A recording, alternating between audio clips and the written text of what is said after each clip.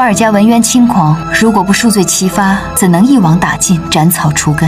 于是皇上听从甄嬛的建议，开始对祺贵人全家进行清算。谁让他诬陷甄嬛和太医有苟且之事？因此，皇上下旨将他全家流放3000里。昨日还嚣张跋扈的瓜六，今天却如丧家犬般跪求皇上饶恕。如果不是瓜六父亲诬陷甄嬛的父亲，或许甄嬛还能网开一面。可滴血认亲和陷害父亲2件事，让甄嬛下定了决心要铲除对方。甄嬛，你这个贱人，我就是变成厉鬼也不会饶恕你！甄嬛，你给我出来！起初，皇上嫌烦，让苏培盛撵走他。不过苏培盛早就对甄嬛马首是瞻，辱骂熹贵妃岂能再让你活下去？于是他命人殴打瓜六，直到黑白无常接回家为止。其实皇上也有赐死瓜六的打算，但这种丑事只能让下人背锅而已。而运送尸体的车刚好被皇后他们看到，然而皇后不仅没有痛惜瓜六，还以他的悲剧给玲珑洗脑。凡是无用之人，在皇宫里只有死路一条。他没想到皇后的话很快应验自己身上。半个月后，玲珑的父亲涉嫌贪污被关进看守所，救父心切的他只好跪在门口求皇上开恩。正所谓天道好轮回，苍天饶过谁？以前玲珑用老鼠差点让甄嬛父亲饮恨西北，如今甄嬛以其人之道故意恐吓玲珑。他说里面的老鼠个个肥硕，说不定伯父的细皮嫩肉足以让小动物们每餐一顿。夜凉了，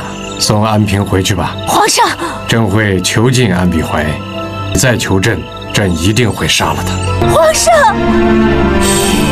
可怜的小鸟看着无情的鸟皇不肯饶过父亲，他转身又来求助皇后帮忙。然而皇后却不怀好意地告诉他，倘若你能怀上龙嗣，自然会让皇上赦免。同时又拿出立刻怀孕的药方递给他。果然皇宫的秘方特别神奇，让不能生育的玲珑居然怀上了骨肉。当皇上听到这个消息后，不但将天牢里的安比怀立刻释放，还直接提升了玲珑的位分。总之，任何事都抵不过爱妃怀孕重要。当然皇上决策之快，也离不开皇后从中斡旋。既然无法改变玲珑怀孕一事，那么就给她一个羞辱的封号。然后甄嬛告诉皇上，这个字才符合玲珑气质。离能歌善舞，性情又像黄鹂一样和顺，而且黄鹂又是两情缱绻的鸟儿。皇上，奴才听说黄鹂多子，正如安嫔如今怀了孕，这不是多子多福吗？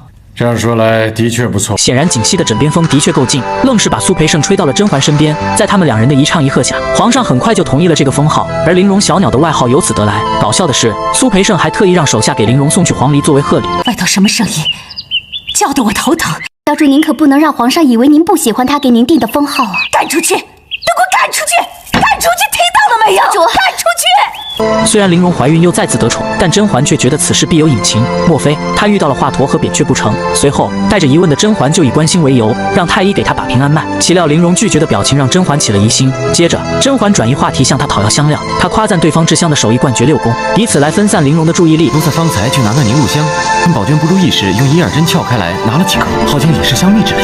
而太医只是闻了闻味道，就突然变得神志异常。甄嬛见状，急忙让宫女把水洒到太医脸上，才让他的面部表情恢复了正常。娘娘恕罪，微臣实在轻率。是什么？男女欢好，以此迷情。